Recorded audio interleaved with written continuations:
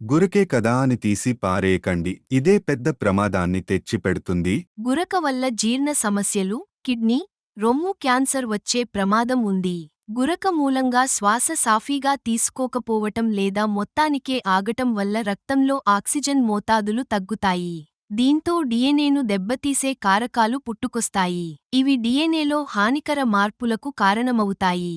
ఫలితంగా క్యాన్సర్ ముప్పు పెరుగుతుంది. గురక వచ్చే వారు నోటిని తెరిచి పడుకుంటూ ఉంటారు. అందువల్ల శరీరంలో ఆక్సిజన్ మోతాదులు తగ్గుతుంది. దానివల్ల శరీరంలో ఉండే హార్మోన్, మొలిక్యూల్స్లో కొన్ని మార్పులు వస్తాయి. ముఖ్యంగా వీసీఏఎం1 అనే అణువులు క్యాన్సర్లు తలెత్తటంలో పాత్ర పోషిస్తాయి. వీటి వల్ల ఇతర శరీర భాగాలకు క్యాన్సర్ విస్తరించటానికి కారణమవుతాయి.